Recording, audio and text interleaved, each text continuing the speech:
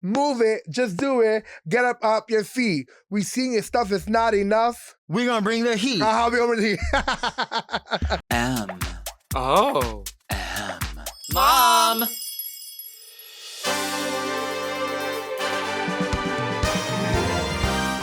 Are you a lady like me?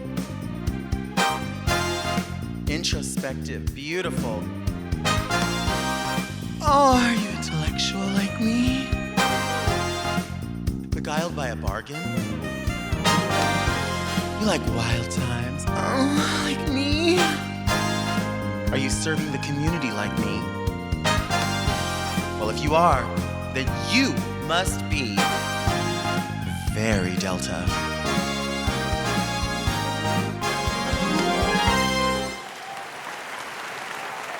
Today's guest has star quality. You know her from countless reality shows. It's the one and only Kandy Muse. Hi, I'm so glad you're here. I'm so happy to be here. How are you? I'm good. And, we were talking off camera about this idea that, if you've been on Drag Race, you get introduced from being on Drag Race, which is wonderful and we appreciate it. But there's so many other projects that happen and the people that are connected to you know you from each of those projects. Yeah, sometimes we get pigeonholed as to just being on Drag Race. And I'm a huge fan of Drag Race and I love Drag Race, but I've done so much more since I've been on Drag Race. And I think sometimes people have a hard time understanding that as queens, we're able to do more than just Drag Race. Right.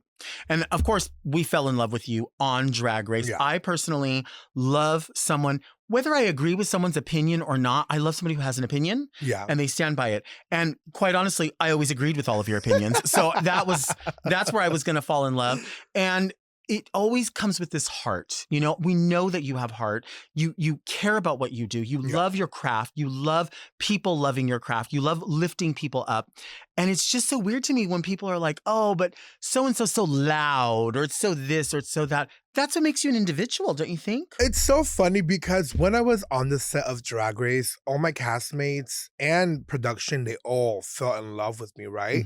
And then when my 2 seasons, specifically season 13, when that season of Drag Race aired, the response from the audience was very different from what I thought was going to be, just full of love. I was met with a lot of turmoil for the next 3 years of my life. But I will say since then, it's all turned to so much love, especially after doing House of Villains, because I feel like that TV show was specifically made for me to succeed. And I was just being completely myself, a lot as bitch who's just playing a villain on TV there, and people fell in love with it. So ever since then, things have been a little bit different with the audience. I receive so much love now. But yeah, no, on Drag Race, people had a lot of opinions about me. And I think it's because people just haven't been introduced to queens who are real and don't really care about what the audience has to say about you. Because on Drag Race, I wasn't really there. My opinions weren't based on what the audience was going to think about me. My opinions were based on what I thought in the moment and what I'm going to let you know what I feel. Right. Well, and that's, I think, what makes you a polarizing person. I don't want to say character because I don't think there is a Kandy Muse character. I feel that Kandy Muse, that's just you, whether you're in or out of drag. Your opinions are the same. 100%. And I feel like when we get in drag, sure, it's like a little more credence to sort of move a little bit differently or a little bit more something, but the opinions are the same. Yeah. And I feel like you are one of those standout people in the history of Drag Race that other people that go on to Drag Race, they watch and they go, oh, I'm going to be like that. I'm going to speak up for myself. What happens is they get caught in producing themselves. You're never producing yourself. You're just saying it and you're like, well, whatever falls out from this, falls out from this. No, that's literally me. Like, if you can ask any of my friends, if you watch me just on my daily basis, on camera or not on camera, I am the same way through and through. I'm someone who just likes to live life and have fun and make the people around me feel good. And yes, sometimes I can get a little bitchy, a little snappy and have my opinions, but they never come from a mean place. I never do things to be an evil person. Now, when a bitch tries me and she has to be put in her place, that's a different story because what you're not going to do is try to play me. But other than that, I'm just on earth to just live my life to the fullest. And that's what I try to achieve, whether it's on Drag Race or any TV show on camera or not. Yeah, I love that. You just went to Coachella. Oh my God, Tell me. did. When I tell you, okay, I'm a party girl. I'm a festival girl. I enjoy life outside of drag. I really do. Mm-hmm. And it was my first time at Coachella. I went to weekend 2 because I heard that weekend 2 was it was more chill. All the celebrities go to weekend 1 and all the influencers go to weekend 1, and weekend 2 was more chill. So I went with 20 of my friends, Wow. and we stayed in this huge house. And although it was chaotic, it was so much fun, and it really feels like you're in a dream. And I'm hooked. I cannot wait to go back next year. Tickets go on sale next Friday for next year. I'm getting on the waiting list. I'm getting my tickets. It was just such a magical experience. I asked the guy I was dating to be my boyfriend at Coachella. It was just I was so high on all the drugs that I was so filled with joy, and I couldn't stop crying because I was just so happy because I was there with all my friends and just enjoying this moment that sometimes in life we take for granted. I really cherish a lot of my friendships that I have, and Coachella was just one of those moments where I was able to enjoy and indulge in all the good energy. Well, especially now more than ever, it's like you really want to be around the people who love you, the people who know Yeah. you. You want to make these moments because everything, like politically, socially, economically, family, friends, like there's just so much noise going on. Yeah. And it's like to have a moment with your friends and the people who love you and that you love, Yeah. just doing something where like it's destination, it's away. It's honestly be like in a utopia of just happiness. And if you have the finances and the means to go to Coachella at some point in your life, I advise you to do it at least once. It is just like it's wild. It's insane. Was there a VIP section? And what does it feel like to sit alone in the VIP? There was a VIP section. I, however, did not go for the artist passes or backstage passes. I wanted the general admission with all my friends. Yes, people were bothering me every other second for a photo, but it's not necessarily bothering me. It was just, I was meeting a lot of people at Coachella, more than I would have wanted to when you're high on acid and ketamine and all of this. But I enjoy being with the people. And I don't really enjoy VIP sections anymore. I think when I was not a TV star, I loved the VIP section. Once I became a TV star, I don't really like being in the VIP sections. I feel too closed in. I enjoy meeting people and hugging people and just running around. Right. Yeah. Do you ever have people ask you for a picture and they know that you're from Drag Race and someone says, oh, that person's from Drag Race, go get a picture. And they try to take the picture and they call you someone else? You know what's so funny? I've been very lucky that as of recent, in the last few months, when people come up to me, it's no longer Kandy Muse from Drag Race. It's, oh my God, I loved you on House of Villains. I and love it's that. Kandy Muse, the household name. I love that. It feels so great because, like I said, I do love Drag Race, but sometimes people can confuse a lot of us. I can be Latrice, Mistress Stacey. I could be whoever they think you are, but it's been nice to just hear, wow, it's Kandy Muse from House of Villains. So yeah, I'm one of the very few lucky girls that I've been able to create a lane for myself and really stick with it, and it's been very successful for me this far. And as a child, I've always grown up wanting to be a TV star, reality TV. I grew up watching trash reality TV, and now that I'm a trash reality TV star, yeah, it feels great, honestly. I love that. I love that. If you had the opportunity to return to RuPaul's Drag Race, and I always think they should theme the All-Stars, right? Like some people say there could be like all girls who were first out. Right. Or all girls who were miscongenialities or something. If they had like a bad girls season, right? Who do you think, would you do it? And who could you imagine being in that dream cast? I necessarily don't know if I would go back a third time. Okay. I think I've done everything that I needed to do on there. I've showed what I could have shown. The only thing I could do now is win a crown, and I don't really care for a crown, honestly. But then again, I say that, and every time there's a new promo, I'm like, I want a new promo. I'm like, yeah. If they call me, we'll see. Obviously, I always say like, if RuPaul calls, I'll answer. But if there was like a bad girl season, I would have loved to have been, on a season with like Mistress and Diabetes and all the girls who are just little bitches on the show who are not afraid to give their opinion. Especially when there's so many fans who will attack you just for having an opinion. Right. All the bad bitches on that show, and the girls know who they are. If there was a way to bring back Willam, I would have loved to be on there with Willam. Just girls who are just unapologetically themselves. I always feel like people love to watch it, right? And they're like rooting for all the drama. They're like, oh, I hope there's a lot of drama this season. I hope there's drama. And then they watch it and then they see it and then they're fine with it until they get on social media and they're like, well, actually, you shouldn't have said. And it's like, what do you want? You want it or you don't want it? You want me to be real or you don't want me to be real? Yeah, I think the fans don't really know what they want. And I think that it's messing with the integrity of the show. Because I watch the show now and I'm like, it's great because Drag Race is great, but it's not giving the earlier seasons. You know, you watch back season 2, 3, 4, 5, 6, and the girls just didn't care. And it made for the most iconic and really great television that we till this day still quote, you know? Right. Now I couldn't give you a quote from any of the later seasons besides my own. But yeah, I just think that the fans don't really know what they want. You know, one day they complain about not enough drama, and then the next day they complain about how everyone's complaining about that there's not enough drama. Yeah, there needs to be a new formula. Yeah. Somewhere in there where it just switches things up so that the fans can be happy and it still keeps the integrity of Drag Race, because at the end of the day we're drag queens. Right. You know, what we do is we read. You know, there's one I'm gonna paraphrase this, but on season 3 in the reunion, you were like, did I read? Absolutely. Did I talk? Absolutely. But we know our names are not Heathers, even though we have them right here in this necklace. And it's one of those things of like, we're drag queens. We're poking fun at what we do. Some of us are men in wigs pretending to be women lip syncing. Do you know how ridiculous that really is when you really take yourself out of drag and you hear the heels clacking at a bar because the music is not loud enough? You're like, we really are here pretending to be artists. It's fun. It's stupid. I think that the fans sometimes don't understand that. Right. Yeah. Right. That's true.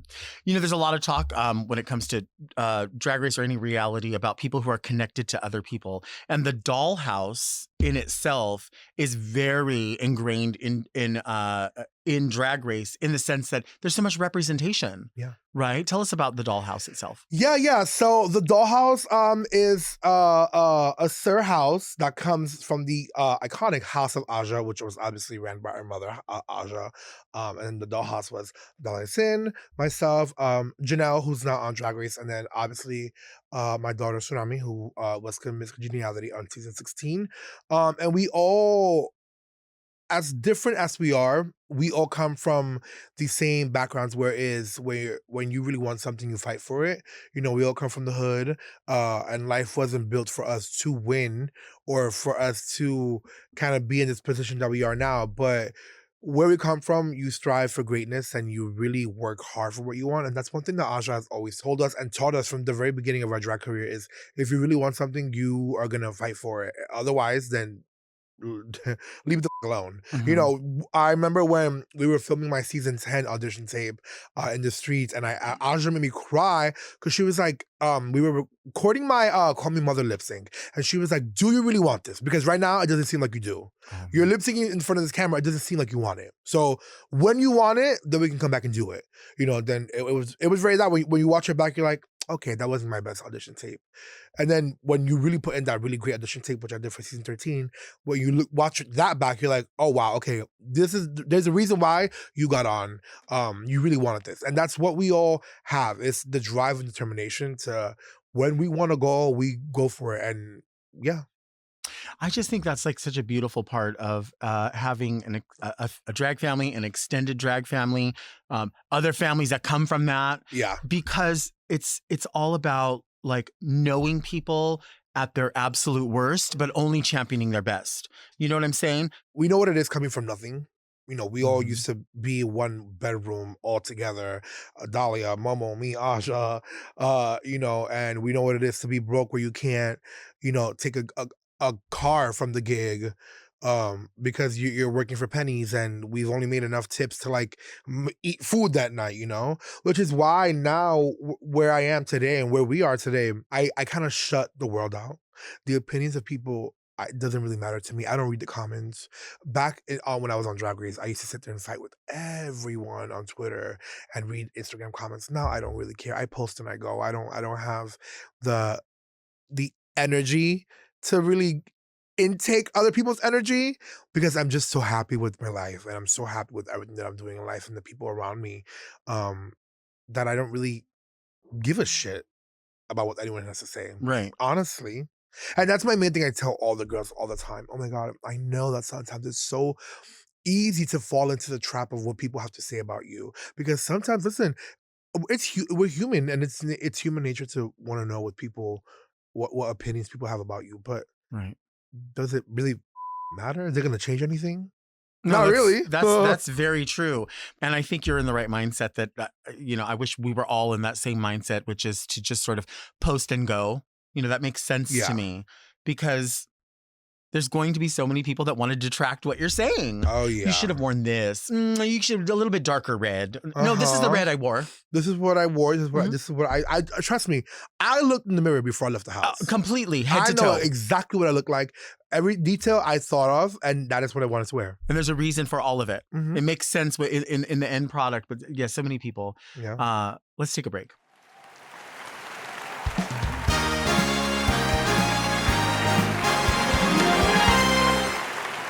The lady in red is dancing with me, butt cheek to butt cheek. Look at those shoes. What do red shoes say about a woman? What do they say about a man? Those red shoes are very Delta.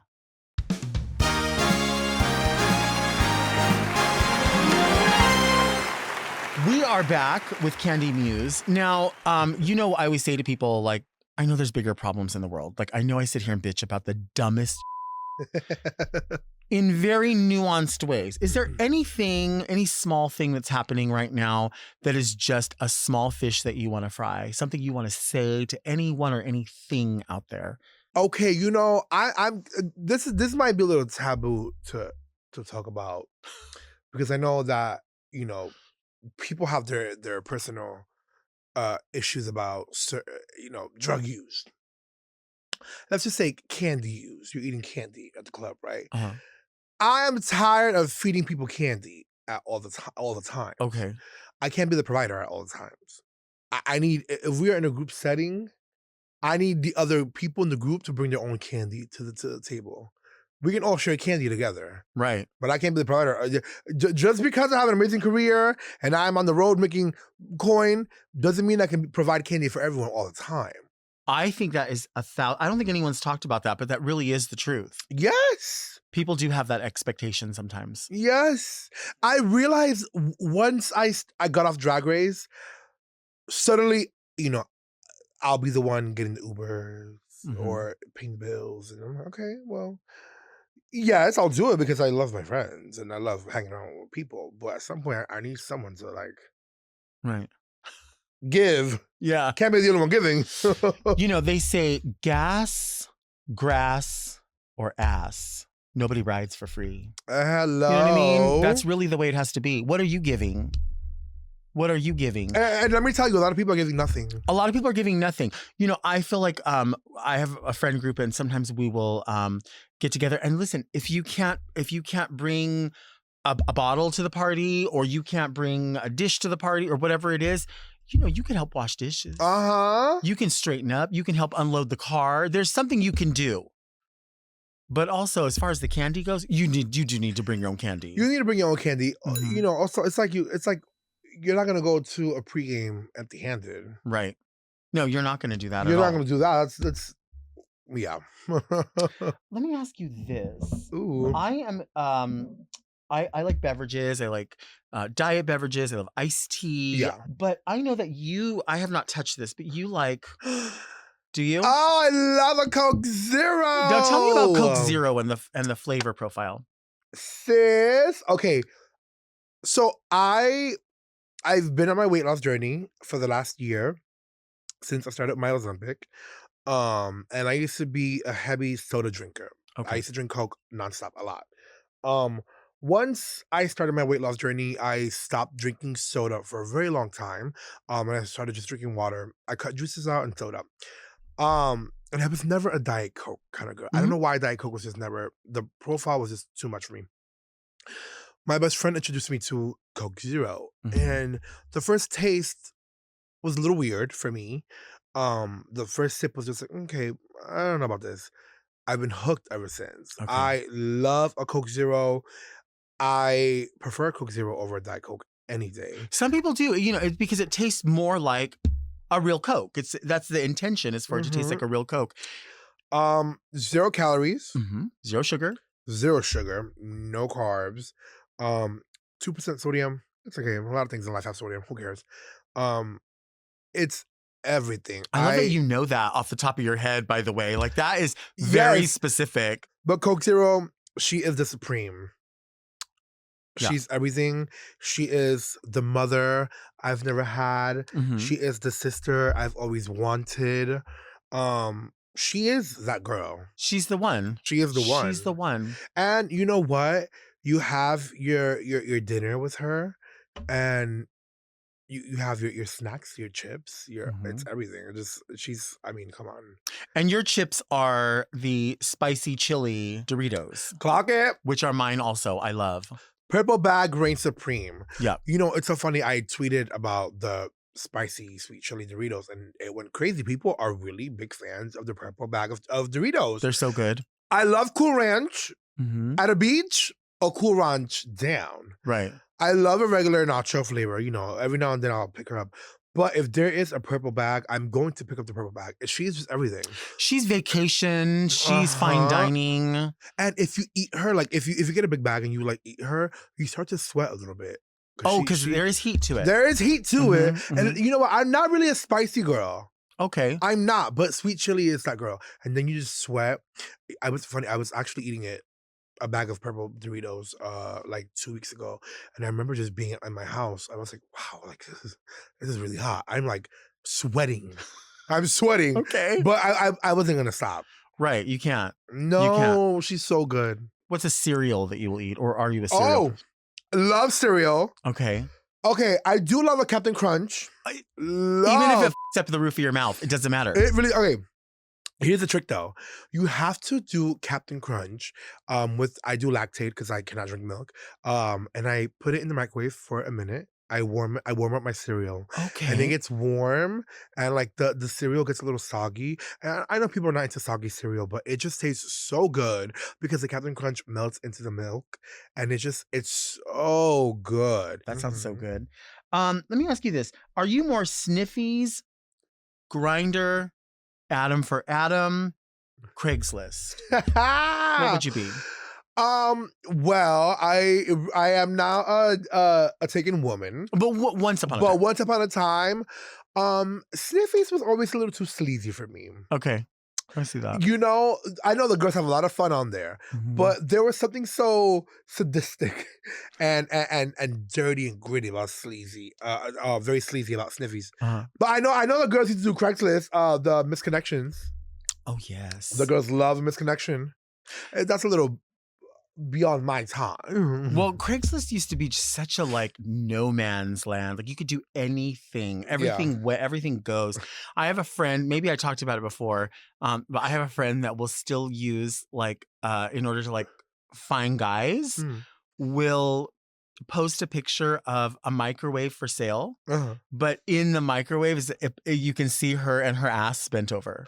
Oh my God. And so they don't, and so she'll be like, oh, I'm selling this microwave. Like, if you want to come look at it for free, like it still heats up, and like she lets them have it. And they. Did you say Adam for Adam? No, on Craigslist. Oh yeah. No, but that was an option, Adam for Adam. Adam for Adam. Okay, Adam for Adam. Actually, I must have been in like my freshman year of high school, and that's where I had my first sexual experience, which was a threesome with 2 guys who I'm sure were way older than I was.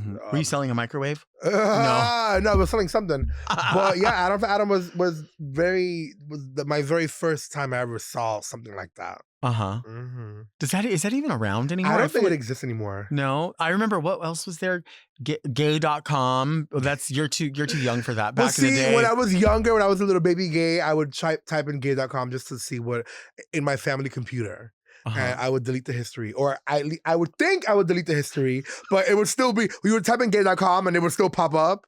And I mind you, I come from a Mormon family, so. Right, I heard about this. Tell me about that. Yeah, I would go in my family computer, You know, you would have the hard drive and stuff, the desktop, and I would just type in gay.com and I would just see what would come out. I think I'd be looking for gay porn, honestly, but there was no porn on gay.com. Have you ever looked up like Mormon porn because they have like those reenactment sites? It's always funny when I was younger, I used to look at Mormon gay porn to see what people would think a Mormon gay porn would look like. And they would always have their little underwear, the garments. The garments. Do you wear garments? No. Did you ever? Funny enough, that's for the older Mormon men. I was baptized though, and I did. I went to camp every summer. I almost went on my mission, but I started working at Starbucks, so I couldn't go to church anymore. That was my excuse to like leave church. Okay, so that you work at Starbucks, which is vastly different in opinion and yeah. Which is fine. You were a cheerleader. Yes, I was. Can you, off the top of your head, can you think of a cheer? Something that we could learn? A cheer. Oh my God. It's been doesn't have to be physical, just the words. It's been like 10 years since high school. Or something like that. Oh my God. Okay, let me think. My name is Kandy. I want you to bring your candy. Because even though I'm Kandy, gas crafts are ask no one right for free. There was one time we were like, you've seen us before, but never quite like this. We're back and we're better. We cannot be dismissed. We're in it to win it. We're going to the top. We're second to none.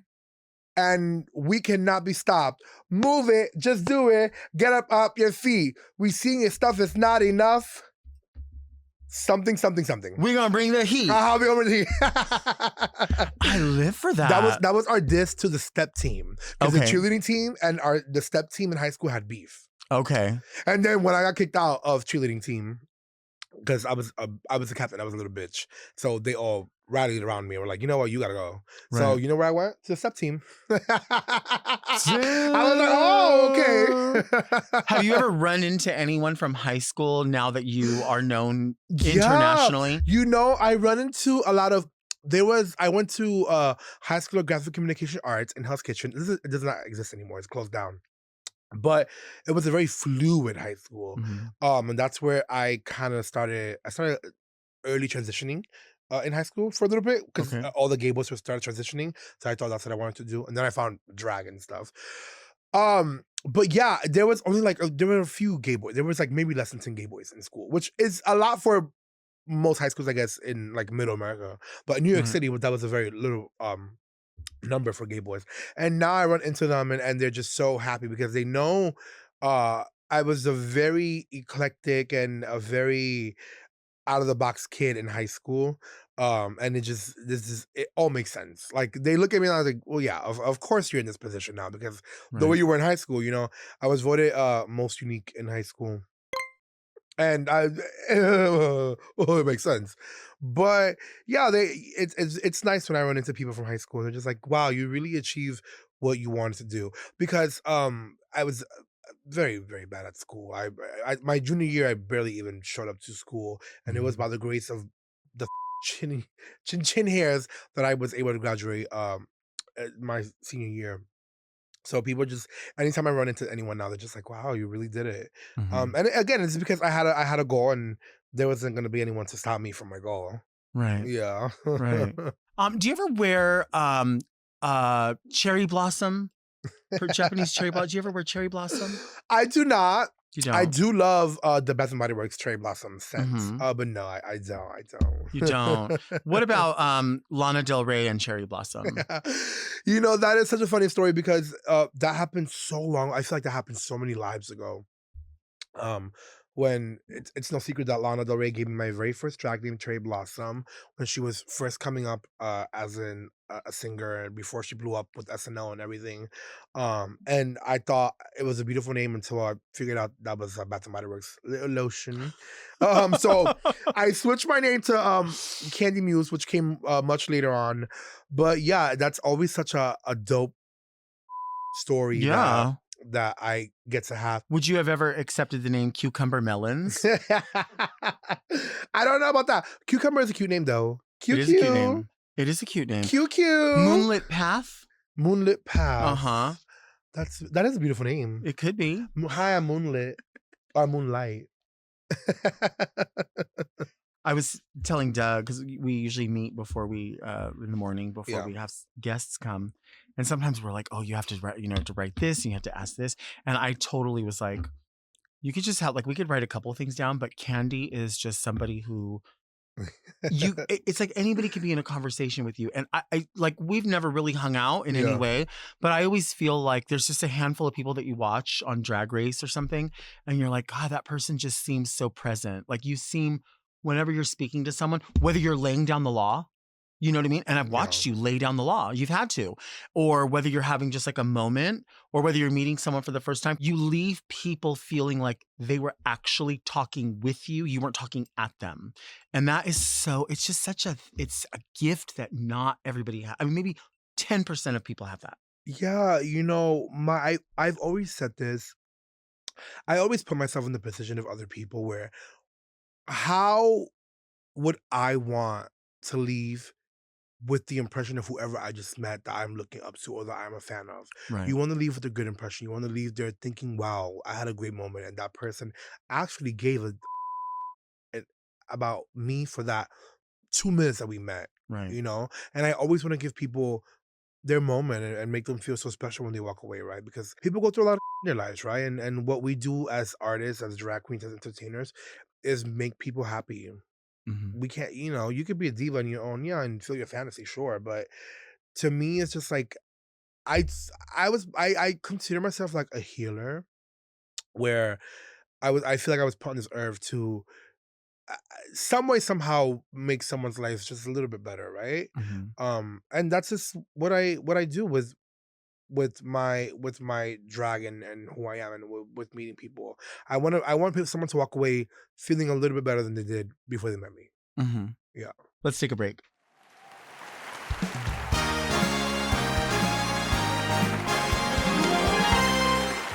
Do you have something on your mind? Perhaps a burning question, or maybe you just need me to go off about something. Well, now's your chance. Email me at readmedelta@gmail.com and you just might hear your question on an upcoming episode of Very Delta. Don't be shy, baby. Send me an email.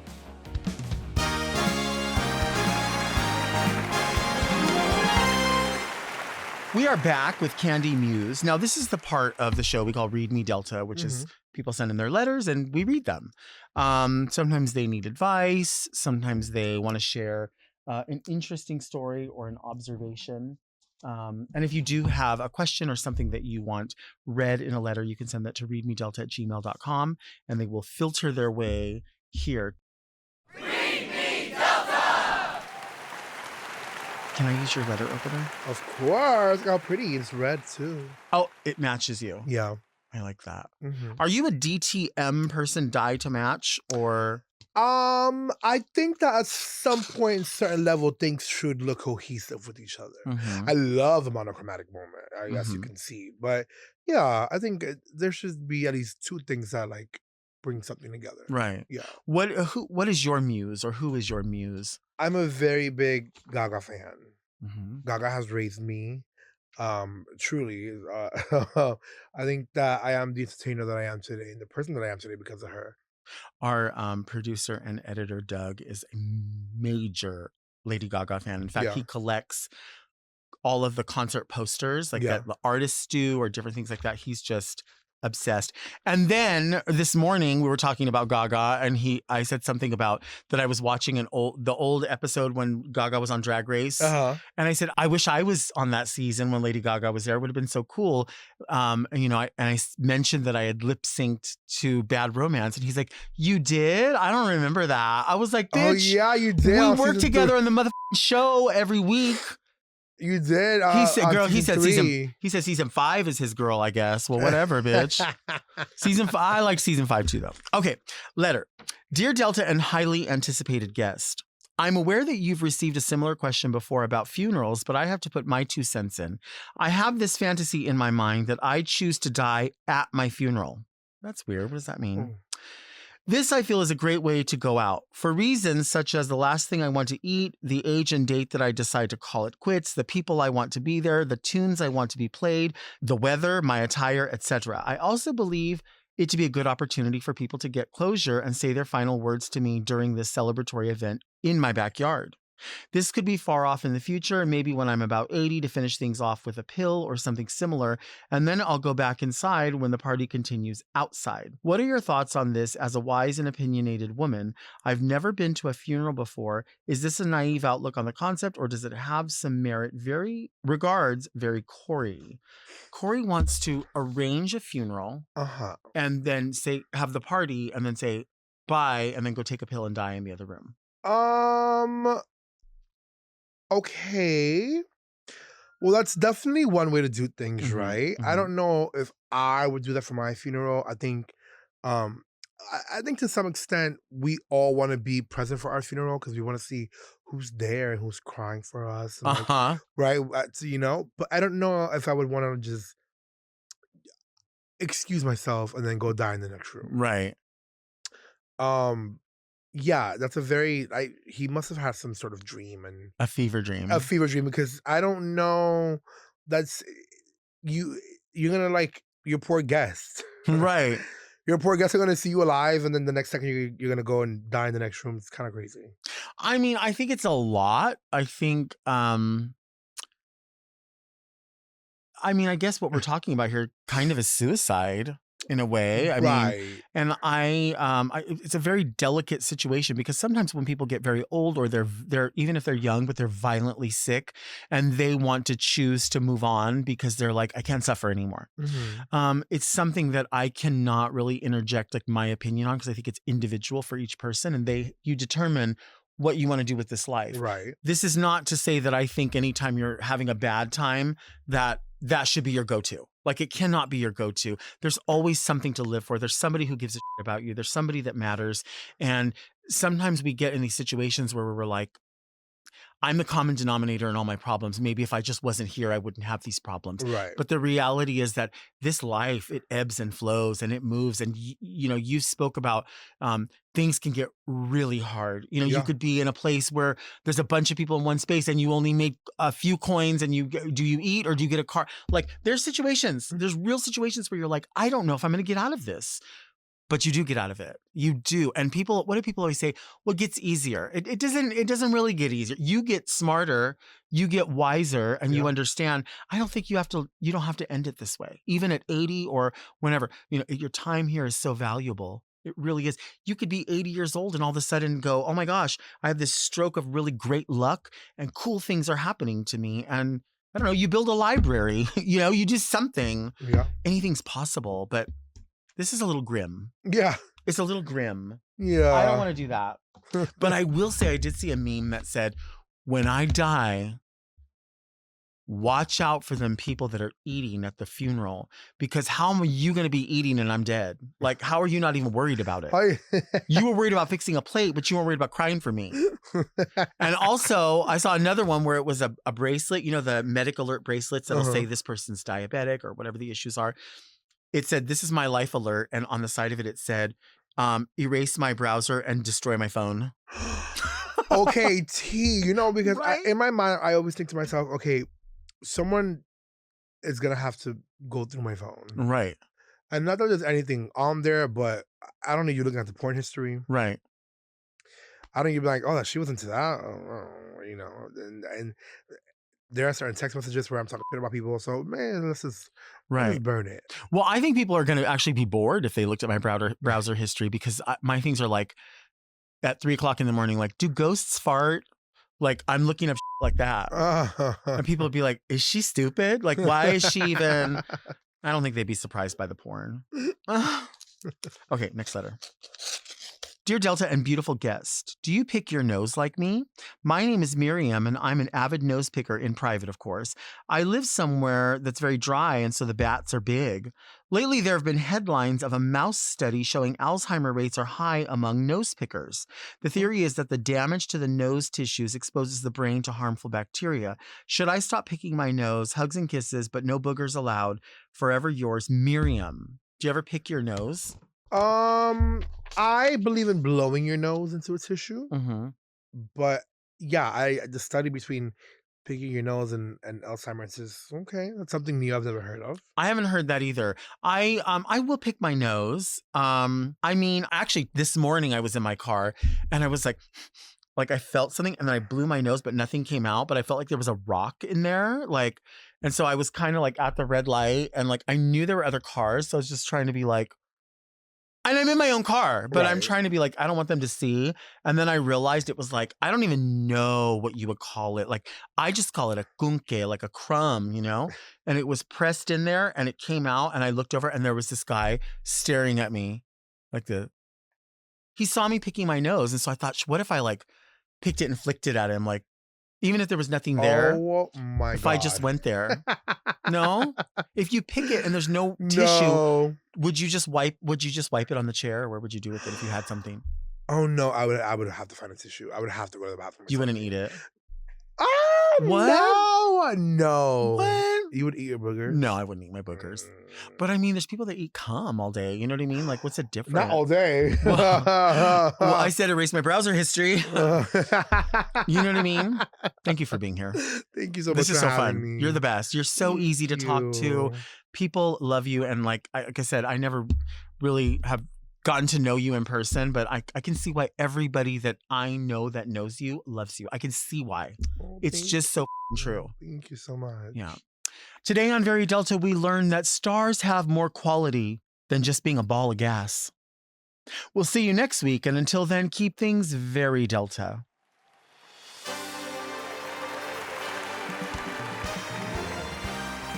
Very Delta is produced by Moguls of Media, aka Mom. Hosted by Delta Work. Produced and edited by Doug Robertson. Technical direction by Danielle Mitchell. With original theme music by Will Pitts. Media and design support by Stone Cold. And set design by Eris Sevilla. Executive produced by Alaska, Willem, Big Dipper, Camille Stennis, and Joe Cilio. Recorded at Forever Dog Productions.